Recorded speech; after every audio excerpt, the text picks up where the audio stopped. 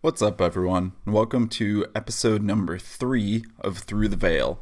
I'm your host, Alex Nelson, and in this episode, we dig in deep with business badass Sarah Riegelhuth. In this episode, we cover a lot of her personal struggles with depression and living in her own truth, as well as diving deep into some entrepreneurship topics that I found super interesting. This is one of my favorite episodes to date, so I hope you really enjoy this one. If you do, please consider dropping a 5-star rating or giving this video a like and a share, as well as hitting that subscribe button. Anyways, I appreciate you listening in and enjoy the show.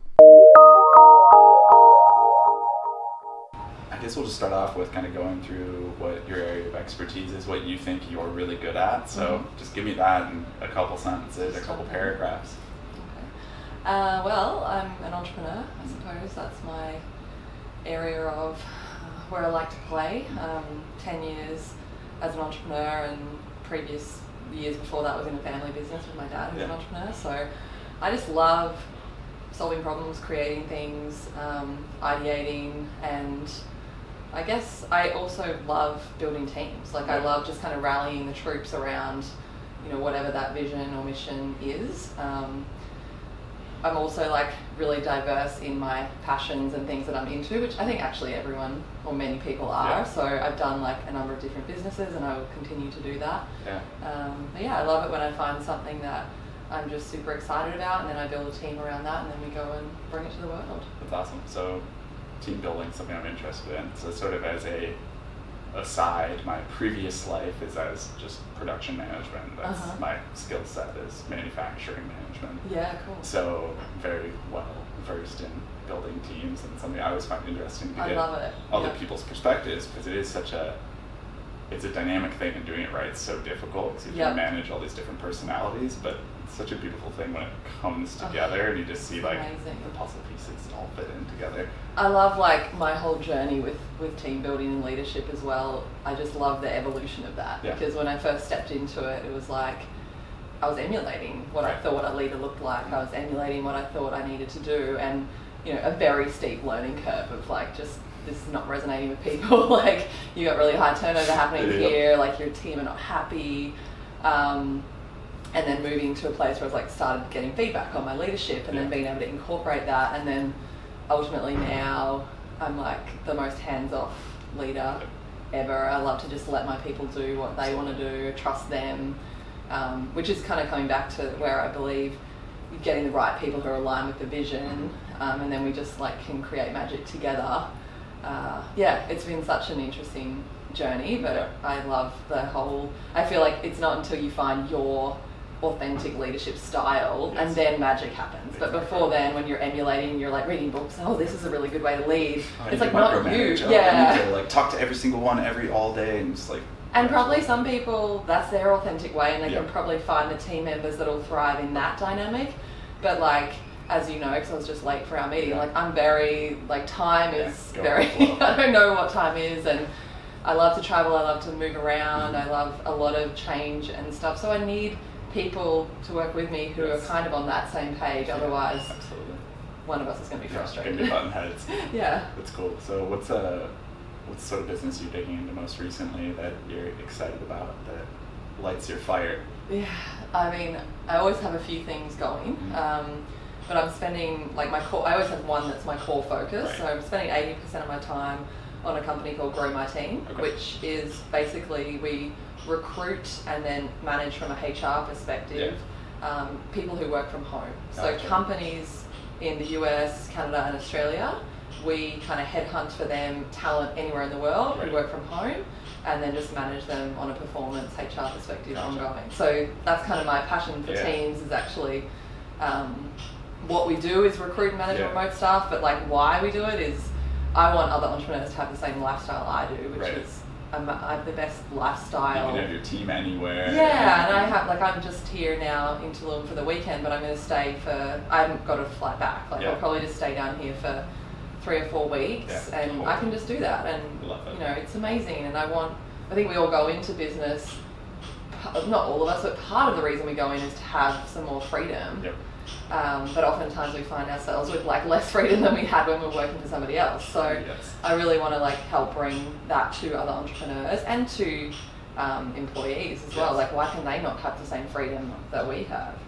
And then I've actually just bought a company called Airbnb Hands Free with my two best friends. So guy that I've known since I was 13 and a girlfriend I've known for about 15 years. So we've bought this company which is Airbnb Property Management, and she's running that business. She's been my operations manager for I think 8 years, and now she's going in as CEO, and I'm more of like an investor, which is really fun. I'm loving it. I have a company called the League of Extraordinary Women, which we run events and community and conferences for female entrepreneurs, which is super awesome. We started that in 2011 and it's amazing. One of my co-founders is the CEO of that. So those are kind of like my main things. I'm doing some retreats. I like to have my hands over a few things. Keeps me interested. Exactly. Keeps your brain moving. Keeps me engaged, I always find like when I'm diversifying my interests, they connect in weird ways that I'm not expecting, where it's like, oh, that over there actually totally applies over here. Totally. Every single thing in my life is this little universe of connections. And it's like, I literally sold out of my last company, my financial planning company, which was 17 years in finance. Late last year, I had like a full breakdown and a full like, who am I and am I worth anything, and all the self-doubt of being an entrepreneur. And it's so interesting that I kind of had a breakdown, which was a lot of personal growth, a lot of coming out of that. Broke up with my partner, went to Saltara and did ayahuasca, and along with a lot of other personal growth and development. And it's like ever since then, so the last sort of 3 or so months, I've just been in a total flow state, and everything from my entrepreneurial career perspective has just come together. Awesome. And it all is this little ecosystem that all complements. I love it. I'm really curious because my personal perspective is that when you have this sort of breakdowns, what's happened from a psychological perspective is you've become disintegrated from what sort of your true path is. Yes, you get off the path, and as you get further and further away, you can't even all of a sudden see the path anymore, and then you're just like lost wandering around. So can you talk a little bit about, just because I think it's helpful for people to know some of the warning signs when they're getting into that space where they're becoming more and more disintegrated, so that they know like, hey, here are the steps that maybe you experienced before you got to that big breakdown moment where you're like, I noticed.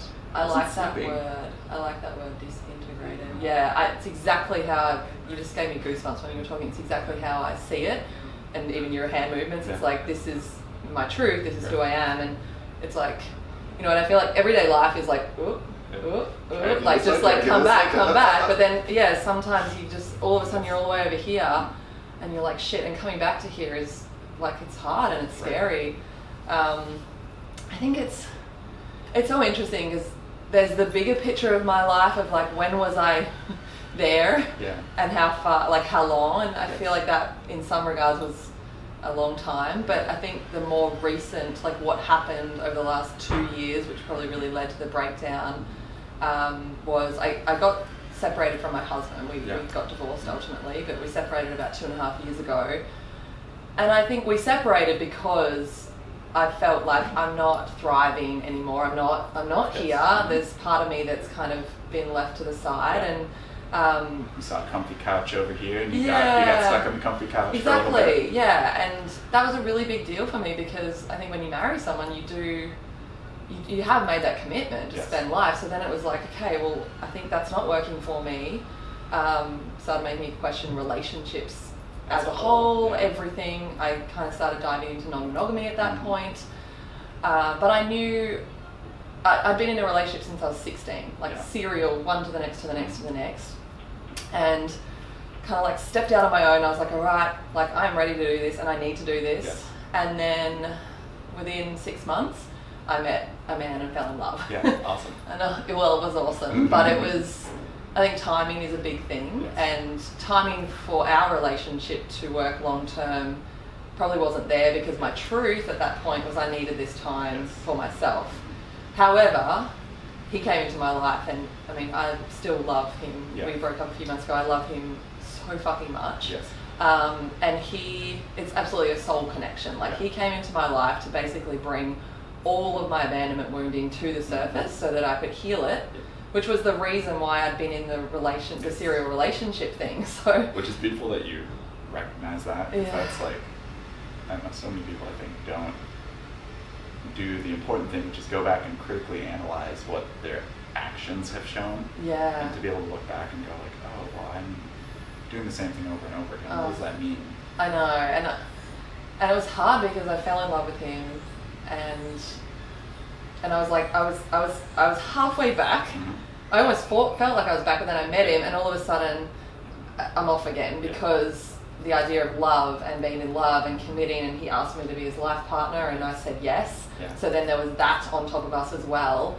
And it all happened quite quickly from ending another life partnership. Yes, yeah. And, you know, at the time when I've got all of this stuff swirling around me, around monogamy, around commitment and how you can really make it, and I'm doing it all again, and I'm like, shit. And we were open. We were open for a little bit, then we tried monogamy, and then we opened up again. And that was an amazing journey as well. Yes. But, you know, brings also every freaking insecurity that you didn't know. It's a powerful growth tool right there. Yeah. So I'm like literally every personal growth thing that has ever happened in my life, like all got condensed into, like previously there's been this and that, and like one by one, this was like everything happening at once. And as I said, that relationship triggered all my abandonment stuff. So I was kind of this anxious, I don't know, you're probably familiar with attachment styles, but I'm like the anxious and he was the avoidant. So we were just like on this roller coaster. And it basically just, you know, it was like the roller coaster for me was like down. Like I could just feel myself slipping more and more from my truth. And, you know, I loved him so much I wanted to make it work, but I think I knew internally this is not working. Like you're not functioning as a human. You're not able to engage in life the way that you usually do. You're not present. You're not, like you're high anxiety. And then the depression started coming and I started feeling really down and spending days in bed and, you know, at the same time negotiating out of stuff still with my ex-husband, like still figuring out, because we had all our businesses together, so I was still figuring all of that out. So there was a lot of change happening, but ultimately I think, to go back to your question, which was like, what are the early warning signs? When I met my ex, and he asked me to make that commitment to him, that was probably the first time where I stepped out. Well, hang on, Sarah, you're not, like, are you sure? And I didn't know if I was sure, but I just said yes because I loved him. And I felt like I was, but really, that's when like something inside me started feeling a bit funny. And then he said, I want you to move to Vancouver. And I ummed and ahed, and I thought about it. And then I remember like making the decision to move there. And it was when I was in Bali in January of last year. And that's when the anxiety started, because I knew that wasn't going to work for me. Your true self internally my true self was just screaming. It's like, hey! My true self was like, wait, we were going to go to New York or Colorado. Like, why are we going to Vancouver?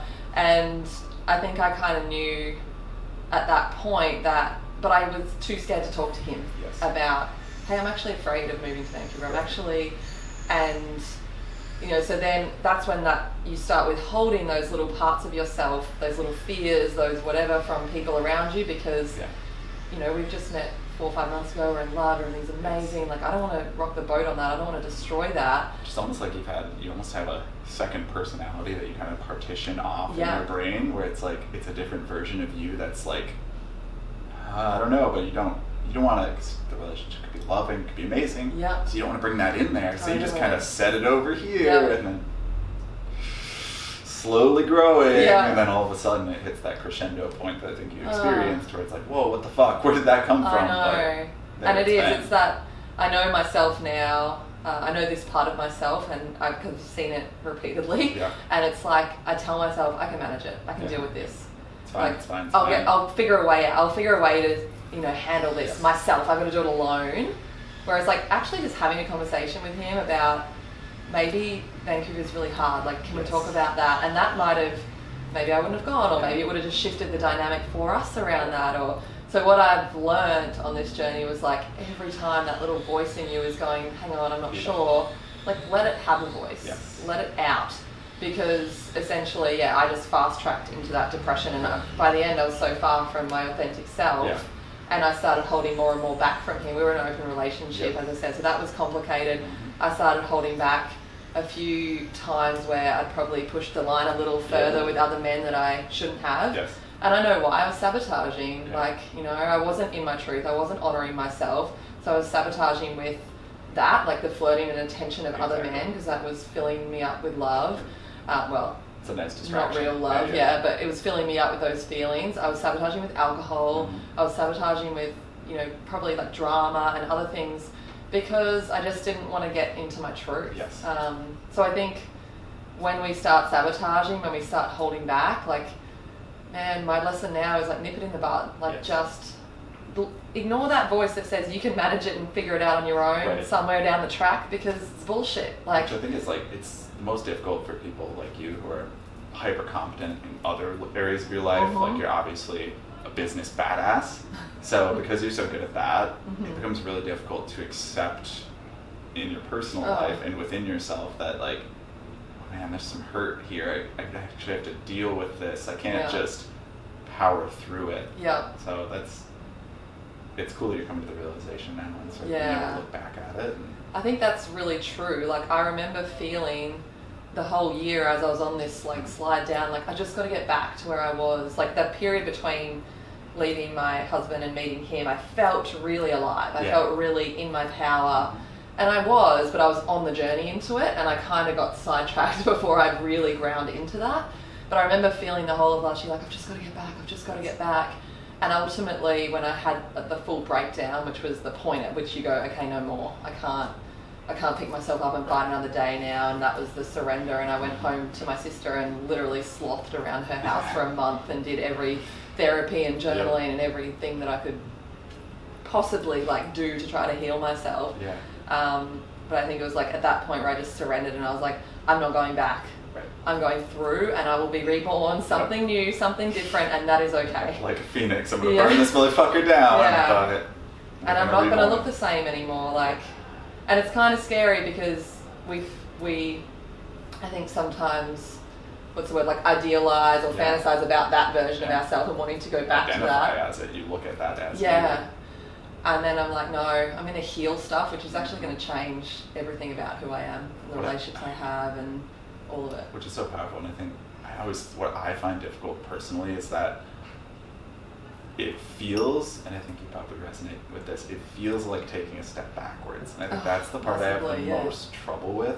It's like, I have to go do this healing, which means I have to it's like I'm building a building, but I fucked up the foundation. I gotta knock the whole fucker down and restart from the ground up. And like it's always scary to me, because I'm just like, I've done so much. I've made myself into being so good at this other thing that it's gotta be okay. And it's just, okay, take a deep breath. Thing doesn't matter. We gotta build that foundation right. We gotta get that right. So otherwise everything else is just tipsy and just waiting. I know, it's so true. It's so like, it's been a tough journey. And I think as well, when you experience that level of that depression, which I look back now and I feel like I'd always had this underlying sadness that would come up, but I wouldn't have called it depression. I'd never like gone into it. I could still function, right?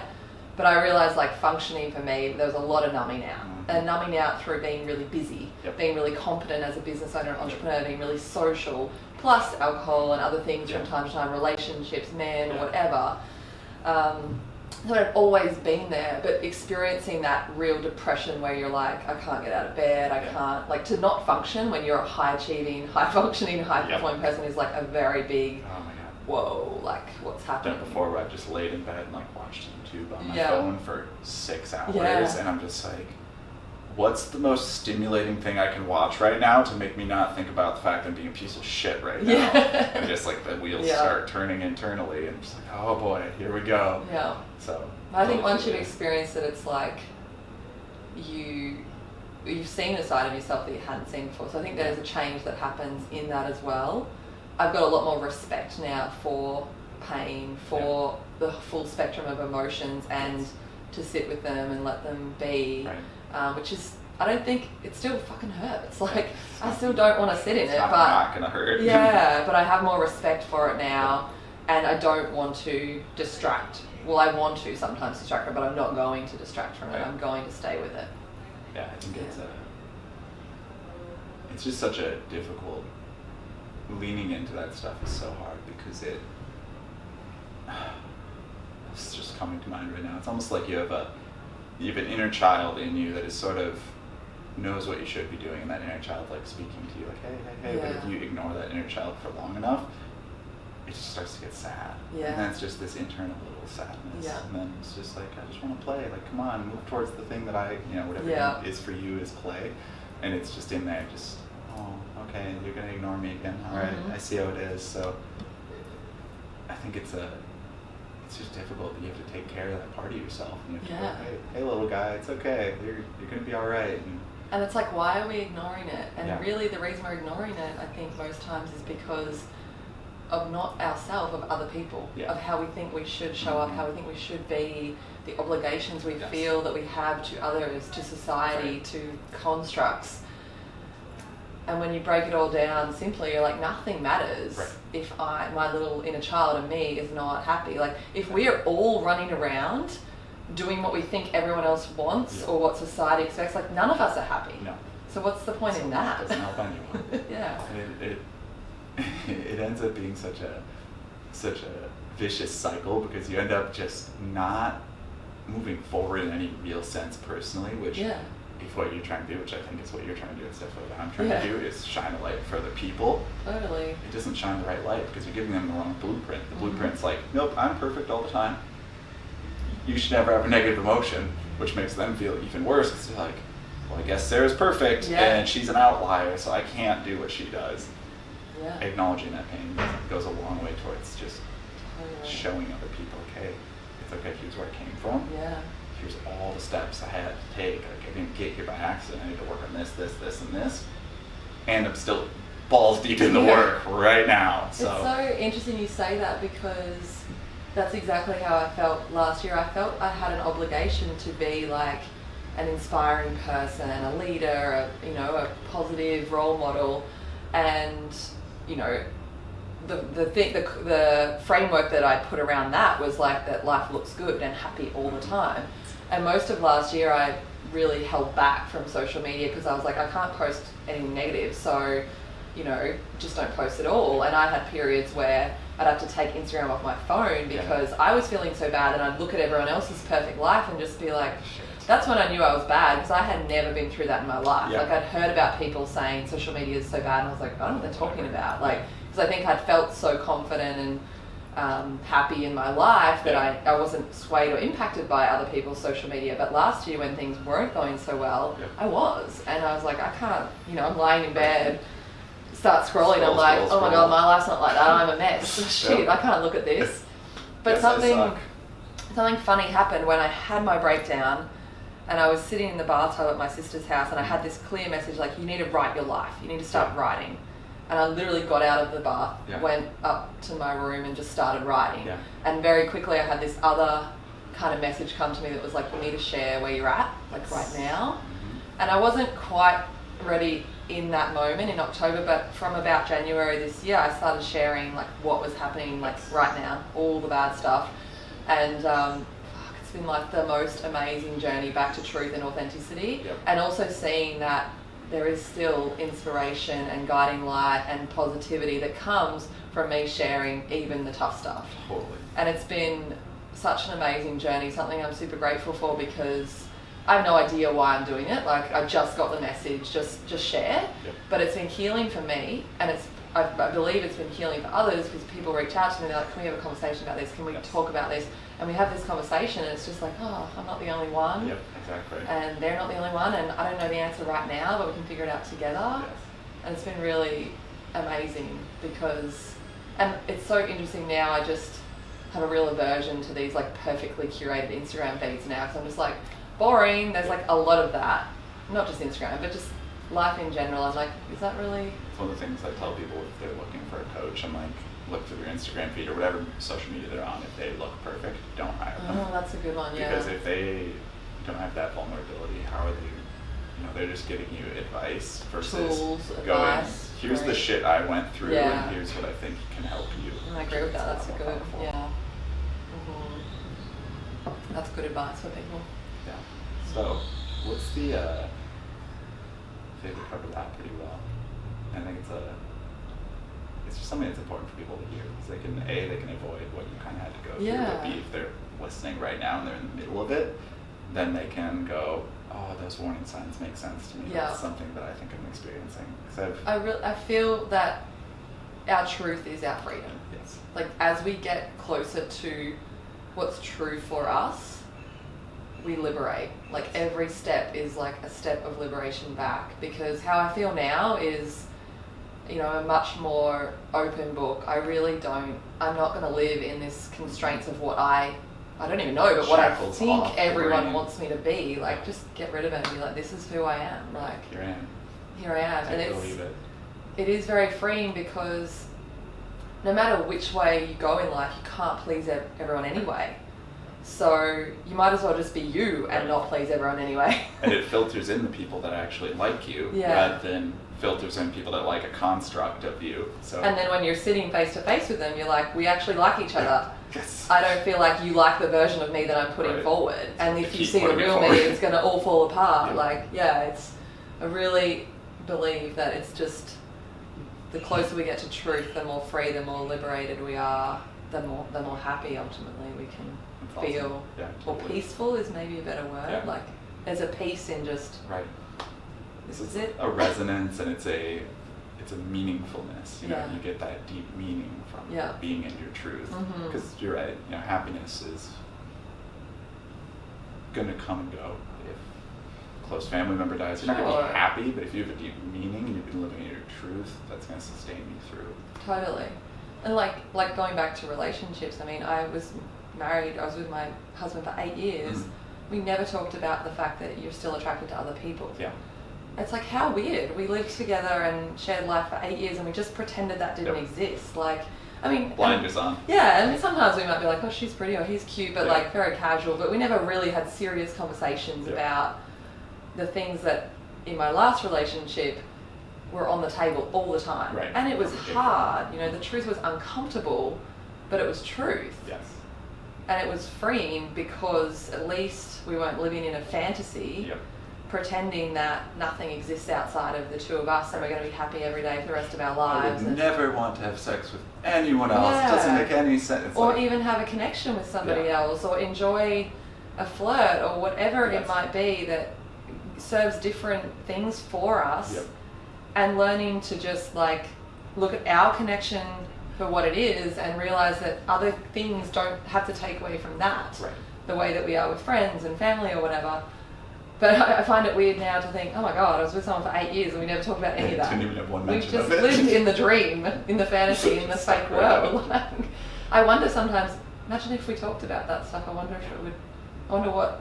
Well, and so it's so much social programming that goes into the idea of a monogamous relationship that, you know, I don't think open is for everyone by any means. It's difficult. It's got its own pitfalls. Oh my God. It's not even, I don't even think, for me, it's definitely preferable to monogamy, but I wouldn't say on average it's preferable to monogamy. For most people, it's gonna tear open some wounds that they might not be ready to deal with.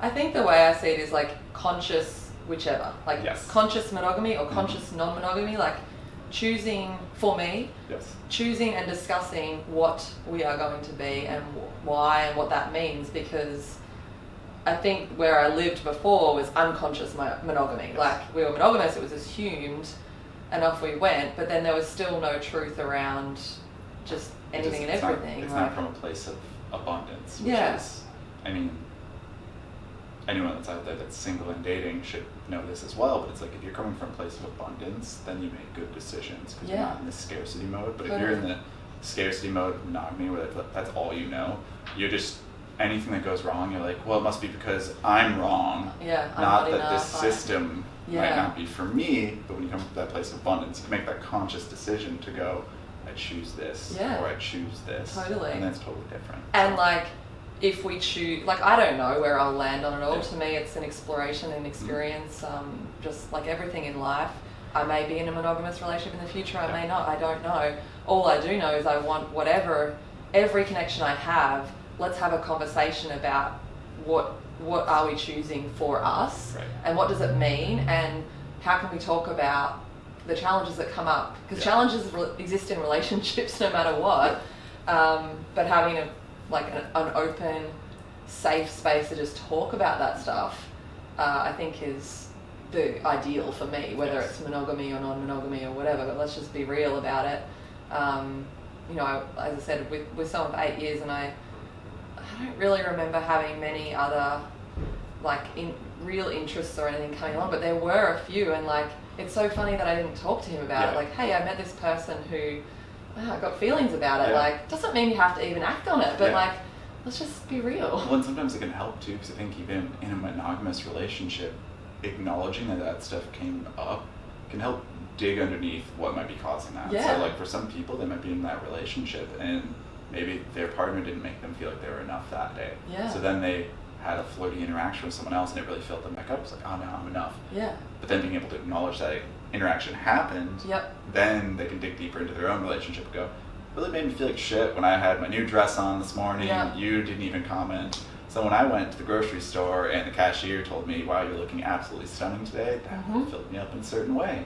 And it wouldn't have been there if I hadn't been missing that thing in the first place. So it's like the open and honest communication, right back to it. You get underneath the issue to really what's down here and actually causing the problem. And like this, excuse me, I would like more, I have needs, I would like more attention from you, but also, like I also want to be in my truth. Like, how do I fill that up for myself? Like, so that maybe the flirt is like enjoyable, but it's not a need that I'm going to get because I'm not getting it here. So it's like an opportunity for growth for the relationship as an individual, maybe for the other partner to be like, oh, why did I not comment on you? You did look beautiful this morning. Like, I was in my own shit. Because yesterday you said, you know. Exactly. That's how it goes. Yeah, love it. So let's talk a little bit about ayahuasca if you want. Yeah, sure. Something that I think is just an endless topic of interest. So amazing. So you had a recent experience like a couple months ago, is that right? Yeah, I think very start of May. Okay. So about 2 months ago, Awesome. So tell me a little bit, you went to Soltara, I went to Soltara. It was my first and only so far ayahuasca experience. We had 4 ceremonies. How long of a timeline? 6 days? It was 7 days and then, or 7 nights I guess, and then so arrived Sunday, ceremony on Monday and Tuesday, break on Wednesday, ceremony on Thursday and Friday. Gotcha. So 2 back-to-backs and 1 break in the middle. And I went in and I was like pretty like at my wit's end with the depression and the anxiety and the self-loathing and the not wanting to live anymore, basically. So I wouldn't probably quite use the word suicidal. I didn't have any plans of ending my life, but I certainly had thoughts of like, I can't do this anymore. I don't want to be here. I don't want to exist. If a bus just hit me right now, something like that. And so like my breakdown was October, and I'd sort of been climbing out, but it was still really tough, and the relationship I was in was kind of like freight training toward it was going to blow up, and it ultimately did. And then that was like, that also triggered the abandonment wound because, it ended. So it was just like, I was on the up from the breakdown, but after the breakdown, I was starting to go back down again. And I remember it was 2 weeks before ayahuasca retreat, and I had a really bad day. I just woke up and I was like, I can't go on anymore. Like, this is just too hard. I tried to go to the grocery store and I sat in my car for an hour crying before I could even go inside. And I was just like, I couldn't forgive myself for anything that had happened in the past. I couldn't forgive what had been done to me. Obviously I knew it's done for me. I knew all this like fucking logical, spiritual, blah, blah, blah. But it's like, I don't feel it. I know all the stuff. I've read all the books. Like, shut up with your meditating right now. I'm sad. I'm just sad. I'm just fucking sad. And I'm in EO, Entrepreneur's Organisation. I don't know if you've heard of that. But I had my forum this day, and I was in forum, and I opened up my laptop to give my update, and I was trying to, I couldn't even freaking get my password in, and just tears started, and they were like, Sarah, close the laptop, what is going on? And I just told them, like, I can't even do this anymore. Anyway, we had this big talk, and they were like, maybe you should really consider antidepressants. Like, you've been doing the work, girl, we know, we've seen it, you're amazing, you're strong, we're proud of you, but there gets to be a point. And I was like, maybe they're right. And it was that thing that I'd been toying with over time, like, should I be getting on antidepressants? Like, when do you know? Right, when's the point? When's the point? But I had this feeling inside me, like, fuck, like, I've numbed out in every other way. Like, isn't that just another numbing out? And I'm willing to look at it, but I need to know that what I'm doing while I go on antidepressants is actually going to get me through and heal whatever needs to heal. It's not just a permanent Band-Aid. No, I don't want to just take antidepressants the rest of my life. Yeah. Like, I guess I don't know that much about the medical side, but I guess there's maybe few people that actually need a chemical notes. But even usually that, from my understanding, it's like they're depressed from the time they're 16. Yeah. And it's not like comes on all of a sudden. Totally. So. And I just had that feeling like I don't feel that that's it, and I feel there's deep wounding that needs to be healed. Anyway, so I had this whole conversation with them, crying, blah, blah, and they sort of I started getting my head around, okay, maybe I need to go on antidepressants. And I woke up the next day and I was like, you know what, I've just booked in Soltara, I've got 2 weeks, I'm starting dieta today, no alcohol, no coffee, I'm already vegan, so that bit's easy, but just like no sex, no nothing, get everything away, just me. And I decided in that moment, let's just go all in. Yeah. Like, because I said to myself, if you're going to do this antidepressant thing, can you put your hand on your heart and say you have done everything in your power to avoid it? And I was like, no, I haven't. I have meditated, I have done yoga, I have journaled, I've done therapy, but I've done probably about 80%. Yeah. And I was like, I know what 100% looks like. Like, I'm a high achiever, a high performer. I know what it looks like to go all in. And I was like, I'm doing it from today. Yes. So I went from 2 weeks out from ayahuasca, I went all in on myself. Yeah. I really started honoring my morning ritual. I started calling it a ritual, not routine. Yep. I was like, this is not a checklist. This is like, let's love the journaling. Let's love the meditation. Let's love and honor all of it. The best version of myself. Yeah. I blocked everything and everyone out that I could, or that wasn't serving me, and I just really fucking went for it, you know. And I got to Soltara, and I was like, I'm here for me. First in my life, I was like, these people are all beautiful, but right now I just need to be with myself, and I was pretty internal. I really just spent most of the days and eat like everything by myself, journaling, and I was like, I'm not like, if I meet the people, I meet the people, but right now I just really need to be with myself. And I did end up, they're all fucking amazing. I ended up meeting them and loving them, but I needed to kind of have this process. My first 2 ceremonies, I felt like not much is happening. I was still in my head. I think my intention was just like too big, too like, heal this, heal that, fix it. Like, I'm so broken. There's like 100 things that need fixing. We're gonna do them all right now. Yeah. And I woke up on the middle day, the Wednesday, and I just felt worse than I've ever felt. Yeah. I think I was just like, I don't even know if this is going to do anything. Yeah. And I felt so yuck. I was still ruminating on the relationship. I was journaling. But I could feel like, you know, they say a lot at Soltara, like, trust the medicine. Like, it's working, even if you're not having this profound experience while you're in ceremony, like, stuff is happening. And I could feel it. It was all coming up. It was all coming out. And it was not nice. It was really, really painful. And I remember this one day, I was sitting, still trying to figure out, but why did my ex leave? And what did I do so bad? And, you know, yeah, I lied, but this, that, but, and I could justify everything. And then I was like, oh, but I'm an asshole. And like, it was so, and then one minute I just sat with it. I was like, you lied. You repeatedly lied and broke trust. And that was just too much for him, and he had to opt out. Yep. And it was just like this weight off of like, let's just distill it back to the simple thing around the breakup. And then I got into the simple fact of as well of just why it wasn't the right time for us either. And I was like, it was just like really calm. It still felt yuck. I still was like, well, I hate myself for lying. Like, why did I do that? But there was something about just looking at it for what it was. And we had like sharing circle that day, and I remember I got the crystal, which was passed around as everyone shared, and I was like, people were sharing all these profound experiences, and I was like, I don't know what to share. Like, I just want to forgive myself, and I want to forgive what's been done to me. And I was crying. I was just past the crystal, and like, just, I don't know. I was like still just so desperate. I was like, all right, I see it, but how do I? And I remember having a conversation with someone that day who said to me, talking about the intention that we would set over our cup of ayahuasca before we enter into ceremony, or at the start of ceremony, and he shared something about just having a very simple question or a very simple ask. And so that night I went into ceremony and I said, show me the path to forgiveness. Yeah. That's it. I just show me the path to forgiveness. Yeah. And went sat back on my mat. Like, I don't know, try not to resist, Sarah. I feel like I was resisting a lot, and I was like, try not to resist.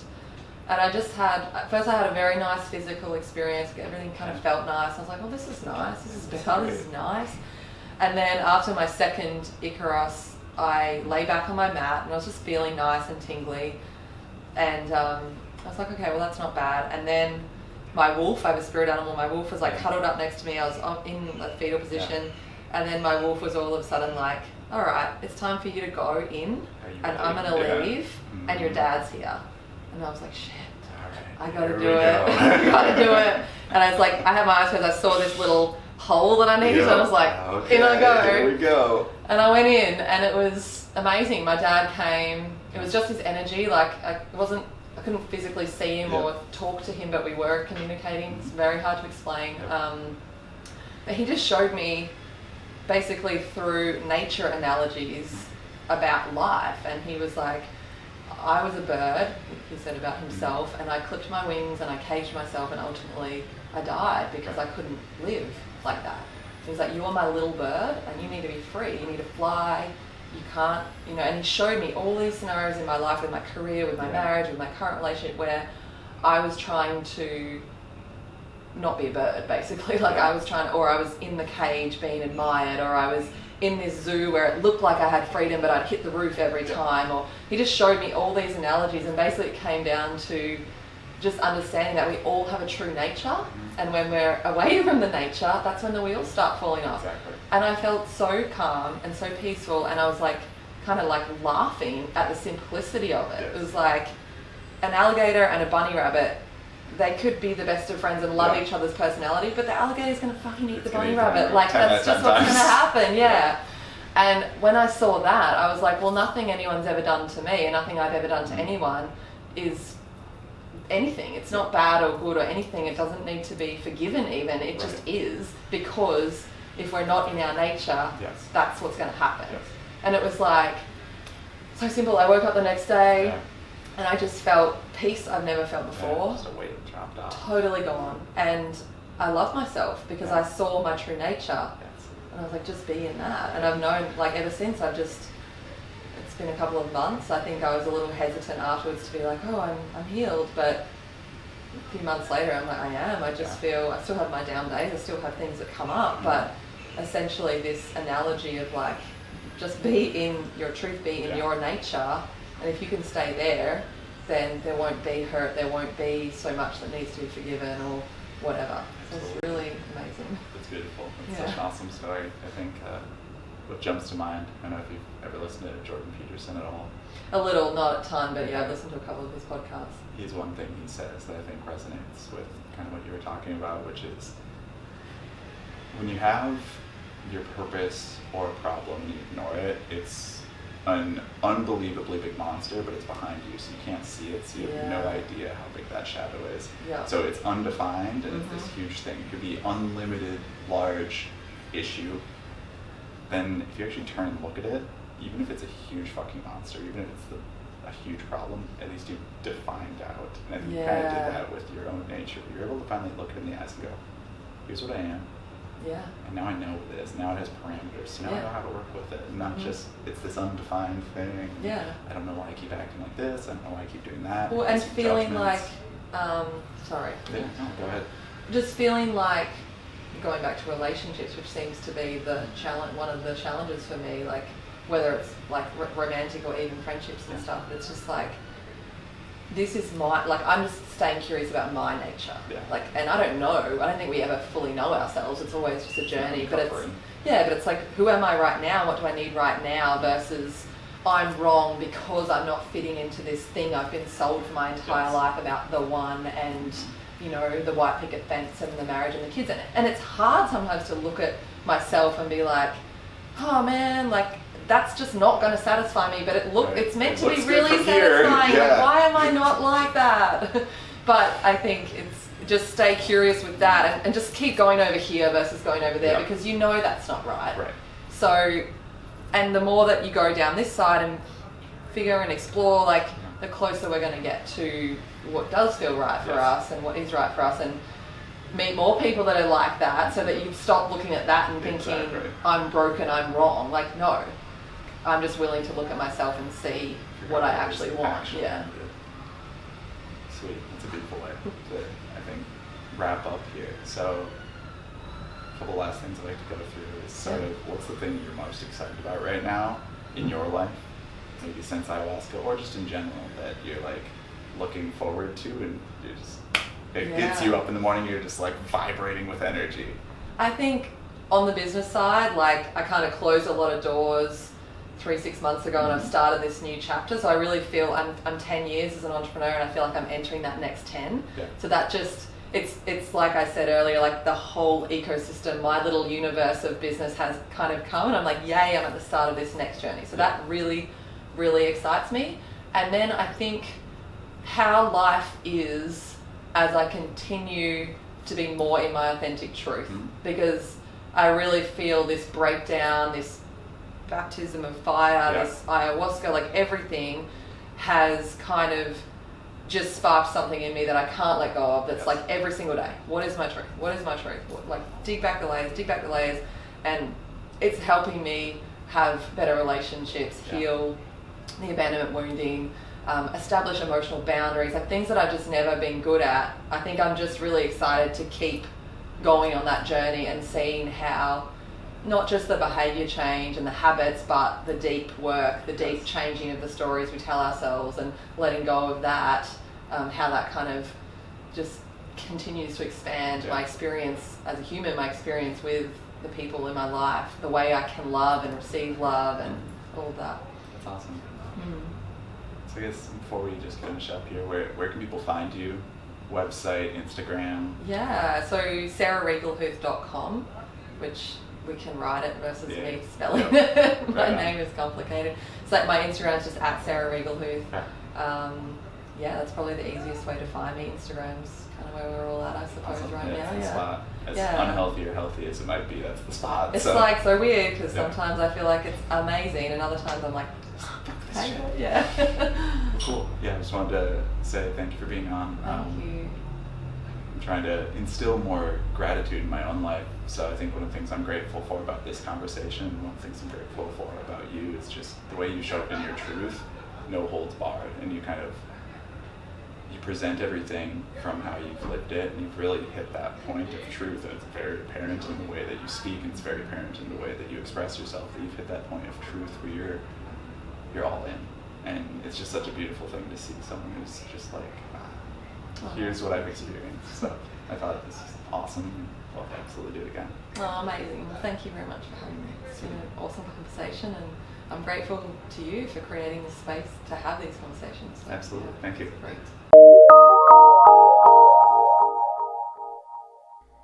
So, hope you enjoyed the episode. This episode was a great one for me. I really enjoyed the way Sarah described her personal struggles of going through just the trials and tribulations of running businesses, as well as her own internal struggles with depression. I thought that vulnerability really shows the whole picture of what it's like to be an entrepreneur, and not just the rosy picture that people sometimes see. If you enjoyed this episode, please consider dropping a 5-star rating on iTunes, as well as subscribing and sharing it with a friend, because that's the way we get this podcast info out to more people. And if you don't already follow me on Instagram, you can find me at Alexander Diesel. That's at Alexander Diesel on Instagram. But yeah, I hope you enjoyed the episode, and thanks for tuning in.